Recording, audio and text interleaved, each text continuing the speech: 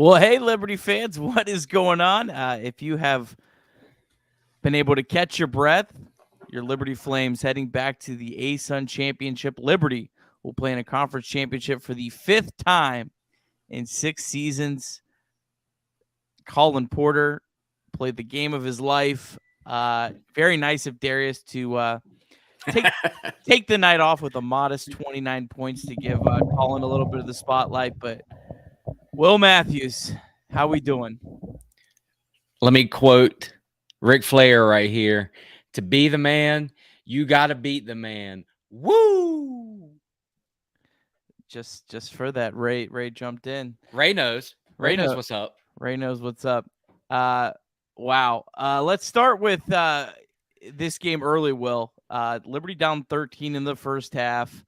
It felt really tenuous there for a little bit. I wouldn't say I was in full panic mode. Thankfully, our friends at Vegas, that's a good way to check in. And Liberty was never an underdog at any point in the game, so that helped keep me at least a little bit sane. But man, it was EKU came out, shot the lights out in the first half. Liberty just missed so many shots around the rim. It was really Colin Porter who just kept them alive, right? Yeah, can you believe that Darius even had 29 points after, another first half of just cold shooting? That's incredible. But man, Colin Porter, he put the team on his back tonight. He hit the shots when they needed to be hit, took care of the ball. Only once or twice did he get beat on defense, but overall, just a solid defense from him. Matched up against Blanton, early on at a couple of points that was not easy at all, and he is undersized against him. And Blanton just had his way with almost everybody tonight anyway. But yeah, Colin Porter, he's been good all year, but this was his breakout game tonight.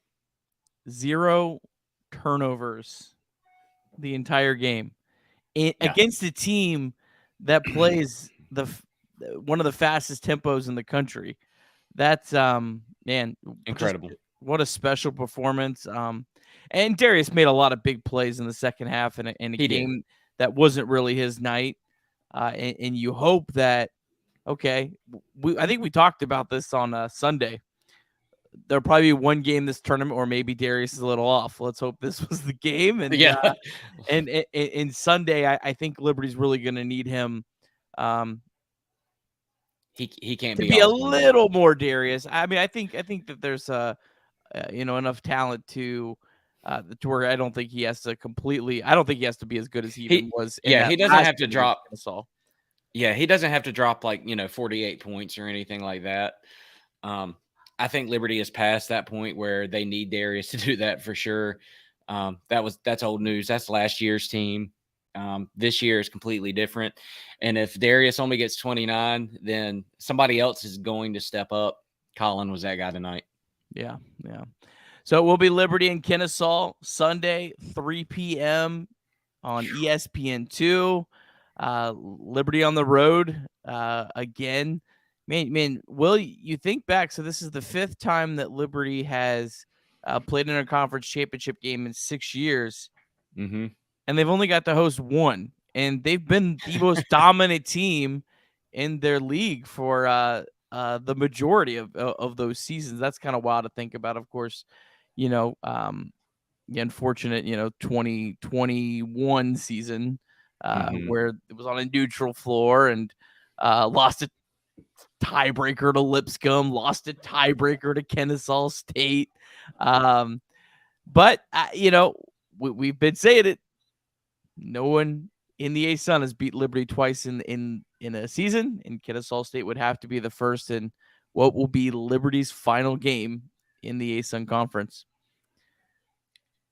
Yeah, I know a lot of folks would, especially the Lynchburg folks, would love to have that championship game at Liberty. I like it. I like it at Kennesaw. I like Liberty on the road. Go back to that Lipscomb championship game on the road. And just the way that they were able to stun that crowd. And then plus, nobody on Liberty is going to say that this is a revenge game, and we call bull on that. This is completely a revenge game on Kennesaw's court. What a perfect opportunity to shut them up for good. Hopefully, our guy Joel Vanderpool is going to be in attendance on Sunday. I'm sure he's secretly happy that Kennesaw won. Oh yeah, so we need JVP pregame. Yeah. We'll we haven't got to do a pre and post game show for a conference championship because we started this last season. Last season, if you remember, that game, this semifinal game, we got back on the air and we were just both very quiet for about 5 minutes before anybody could say anything because we're both shocked at what happened. Well, yeah, Liberty lost to Bellarmine, What a different game too. Like that game was 52-50, and then this game was just shot making. Real quick, the people wanted him, and we've got Richie Longshots in the wings. We'll bring him on here in just a second. Before we bring him on, Will, wanted to talk about. Let's talk about EKU for a second and how good of a game that was. We love to clown on people and have fun, but credit to EKU. What a season. Picked 10th in the conference. Last year, they were like the biggest disappointment in the conference. They were like maybe last year's like Jacksonville or Florida Gulf Coast. They were picked pretty high coming into the ASUN for the first time. Had a really good season. They were, heavy underdogs as we documented well before the game. And, man, they gave Liberty everything. I thought I don't know. I haven't watched every EKU game, but I would say that was probably one of their absolute best performances of the year against a top 50 team in the country, your Liberty Flames. Talk about just how good of a game that was. I'm not sure that Liberty's played in 5-10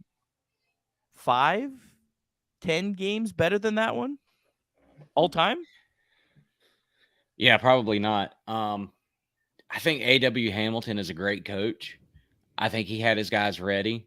My son kept pointing out, we were watching the game together. He kept pointing out he looks like Megamind.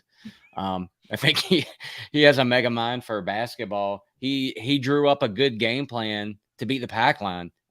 Give the ball to Blanton, let him get right down the middle, and nobody could guard him. And then when they, did try to double team him, he had Moreno and Rob, spotted up for open threes. And that seemed to work really well. I thought Blanton maybe started looking a little bit tired there in the second half. He had some short shots. Maybe his legs were, just getting a little tired. But, they just had a good game plan. And we knew it was not going to be that 14-point spread that Ken Palm was predicting. It was closer for a second. I thought with like Liberty got it up to they up 6 or 7 with like 2 minutes left. I was like, ooh, maybe we'll get some free throws here. They kept leaving the door open. Yeah, we'll get close. But yeah, no, seriously, major credit to Coach Hamilton. That team came in; they were not afraid of the moment at all. They believed. There was no hesitation. Like Cooper Robb just was, they threw up shots, and if you're going to come in and beat Liberty, that's what you have to do. So, Liberty got a good punch. I don't know. Hopefully, this was the toughest punch they'll take in this tournament. We'll find out on Sunday, and we'll have plenty of time to really dig into that matchup when I can think a little bit more. But let's go ahead. Let's bring him in. I don't even know if he's alive, but Richie Longshots. I'm sure he's invested in something. Chaos in the college basketball world. Michigan, Illinois going to overtime. Rutgers, Minnesota, some wild controversial ending. Chaos. Richie Longshots. Chaos right now, boys. Richie Longshots. I've got 5 televisions here, and I only had 2 of them turned on. I only had Liberty and Kennesaw. They deserve the full undivided attention tonight. What are you doing? The wife laid down the law and said, you got to get it together. We got to start minimizing a couple TVs. I said, all right, it's fine. It's not conference tournament week per se.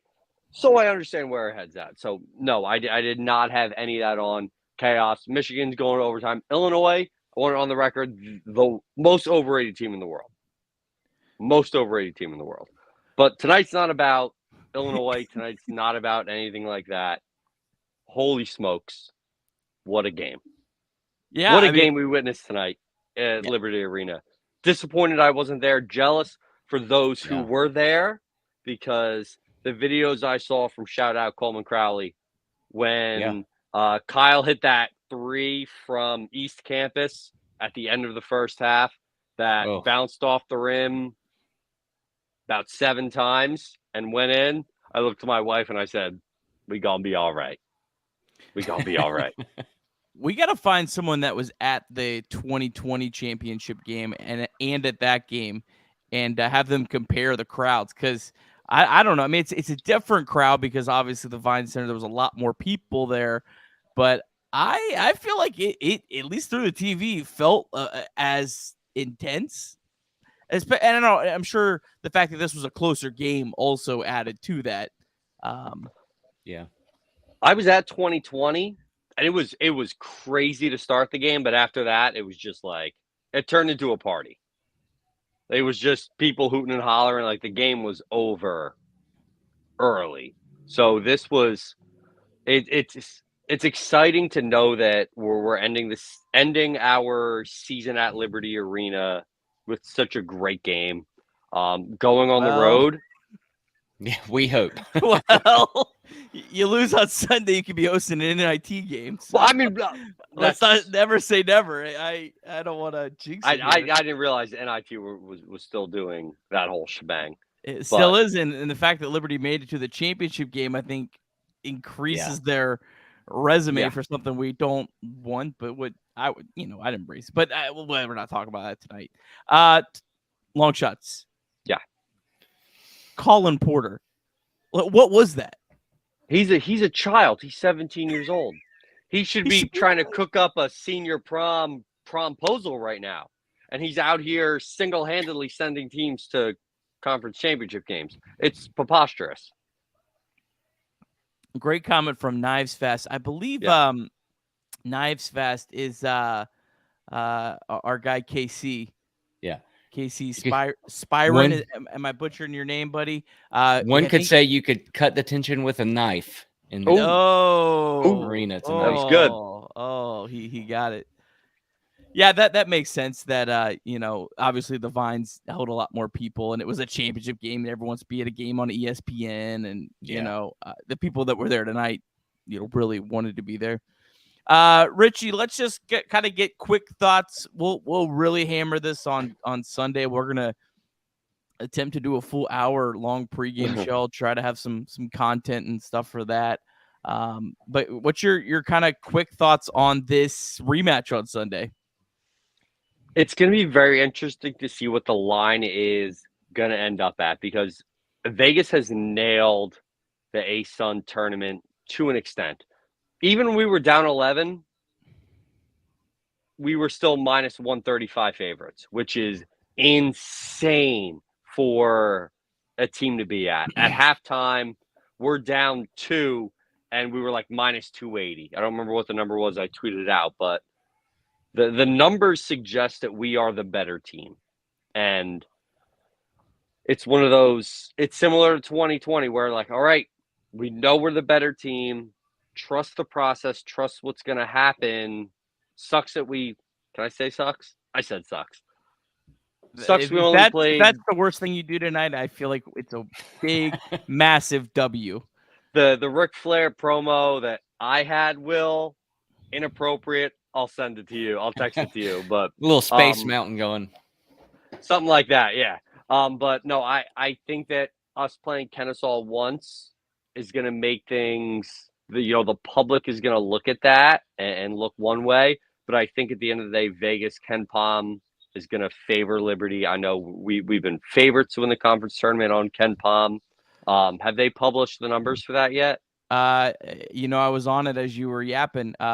Ken Pom already updated. Ken Pom is on top of it during these tournaments. He hits that refresh button quicker. Mm-hmm. Liberty's only a 4-point favorite. I thought it would be more like 6, 7. So 4 points, 66%, 72-68. If Vegas opens like that, I would definitely be on Liberty. I'm abstaining from that game. I don't need Yeah. I do not need anything extra in a game that is going to cut years already off of my life. But if you are someone who watches us to partake in a little wagering, and we always use the disclaimer, or we should use the disclaimer more, please do not be the guy that yells at kids and do this for fun. Don't be an idiot. But yeah, I would definitely like a Liberty to win by 5. I mean, obviously we're all taking Liberty. We're giant homers. But yeah, I mean, I think I would say like a 7-8 point win probably feels what I would get at. I'm in the ballpark. I like 5. The number was 4. It makes sense. 5 is a number I'd be looking at. I'm like you said, I'm not betting this game. If you bet this game, you're a moron. Like, why would you bet if? And it reminds me of 2020 when I was at the game. About 30 minutes before the game, I texted my friend because Virginia didn't have legal sports betting, and they do now, but you still can't bet on in-state teams. I texted my buddy. I said, I'm going to Venmo you $100. I need $100 on Lipscomb because I just made the trip down here. And if Lipscomb's going to win this game, they were like plus 350. I said, I'm going to need to make my money back. So, like, this is the situation. Just bet Kennesaw money line because you either win a couple bucks, you take your significant other out for dinner, or you go dancing for the 3rd time in 5 years. So you're a complicated man, Richie Longshot. Win-win. It is a win-win. That's how you got to look at it. But great game. I can't wait for Sunday. I think I'm going to have the family over, a couple local friends who went to Liberty over. It's going to be Flame Central here down in South Jersey. I would ask both of you guys this, and feel free whoever to chime in first. I don't know. It almost feels hard to believe that Liberty's going to get a tougher game than they got tonight. Am I crazy on that? I kind of feel like. Go ahead, Richie. Well, no, Richie's he's taking communion. No, yeah, I had thought about that too, Nick. Coming down the stretch, is this going to be the hardest game that they get? Bellarmine was cakewalk, it seemed. This game tested them. It either is the hardest game or it makes them ready for Kennesaw, which I maybe would be what I thought like tonight would be, where it stays close, but Liberty kind of pulls away at the end. I think that the whole run in the ASUN tournament reminds me a lot of 2020. I don't think we're going to blow, as I said, I don't think we're going to blow them out, Kennesaw State in the finals the way we did Lipscomb. But if you look back at 2020, the semifinal game was a down-to-the-wire close game. Yeah. I think this is going to be similar, and they're going to go, all right, we got this.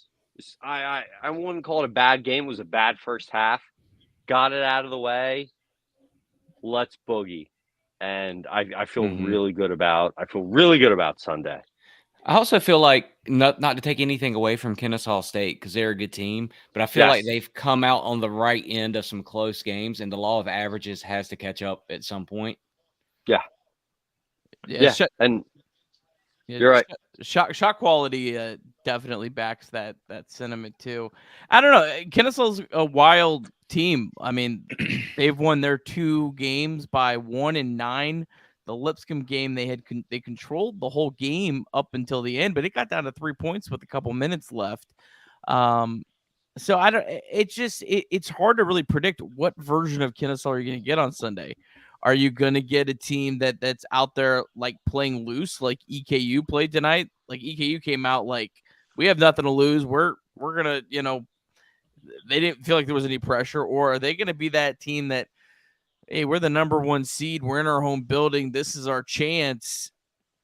I don't know. I honestly don't know what to expect from Kennesaw. I feel confident that Liberty's going to play well. I don't know how Kennesaw is going to play.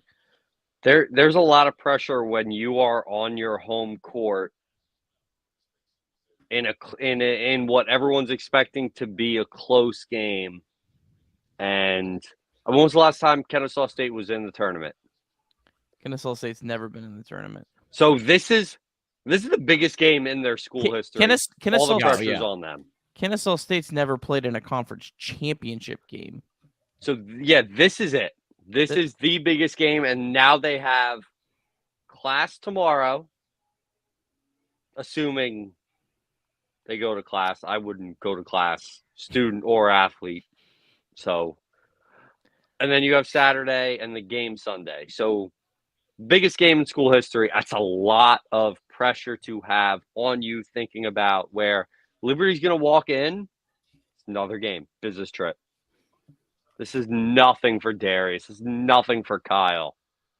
We saw Colin tonight. Pressure's on. He's fine. He's too young to realize the situation. So, I was worried going into before today. I feel very good about Sunday right now. I feel like Darius almost plays better on the road. Yeah. I mean, some of his best games this year have been on the road. It did at times feel like maybe he was trying to do a little too much, trying to use a baseball analogy, hit one out of the fences, trying to excite the crowd. And then I think he really settled in the second half for the most part and played his game. I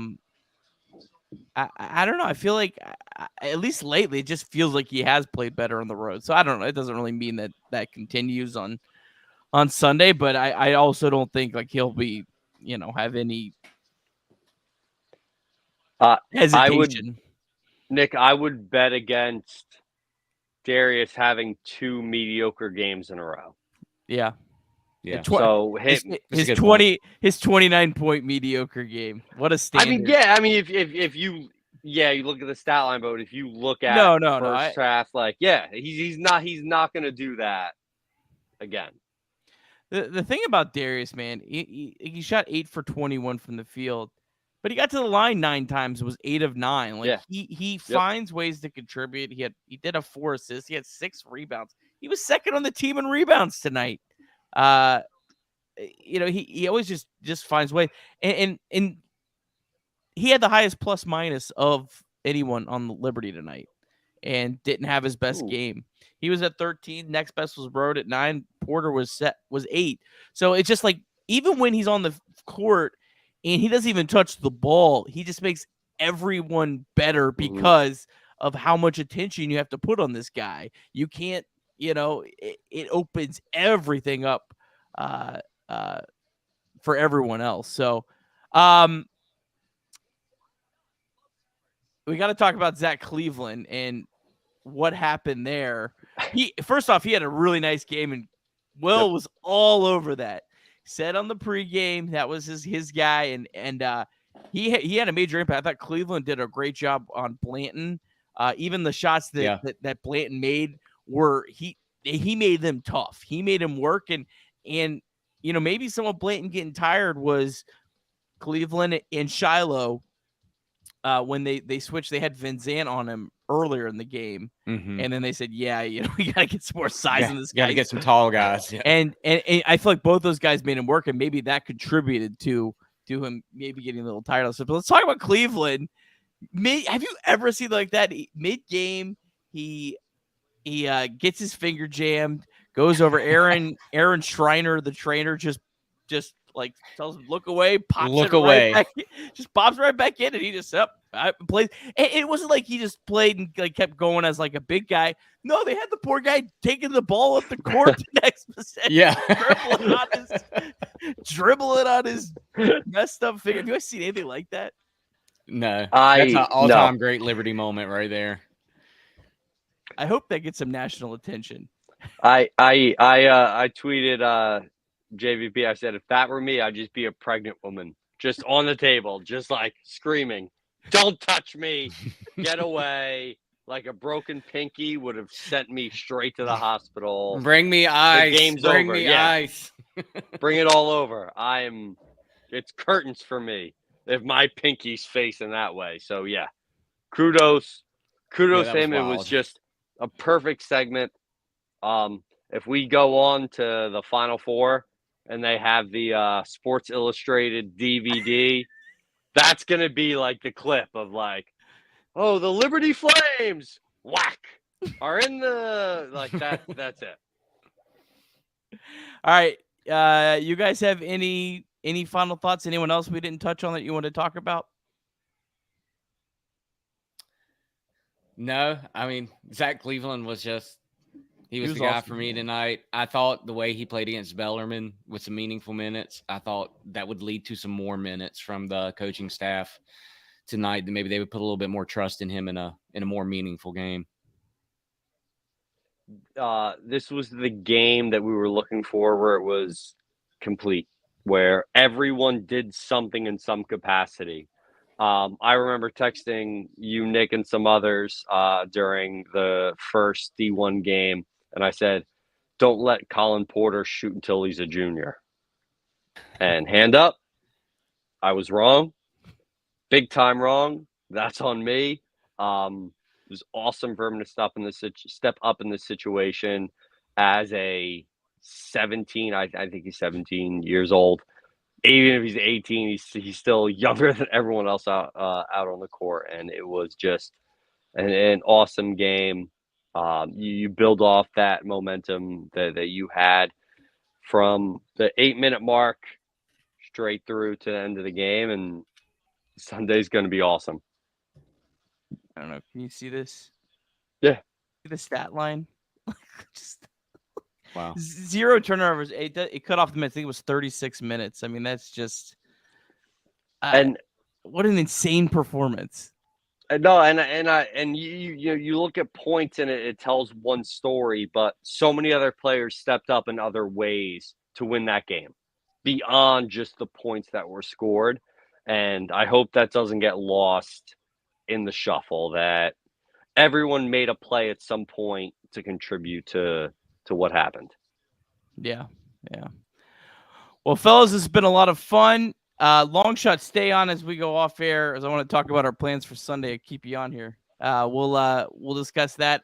I think our plan is going to be to go live around 2, give you full hour long pregame show. I'll try to get some pre-recorded interviews, maybe from a player, maybe from someone else in the media, and then we'll have post-game reaction, good, bad, or ugly, at the end of that. But hey, we live to see another day. We've made it to the ASUN Championship. What a season it's been. It's been an awesome season. It's been an awesome ride, and we live to see one more day. Well, thanks everyone for joining us. Can't wait for Sunday. I'm kind of glad I get like 2 days to catch my breath at the same time. But we'll look forward to that. Take care, everyone.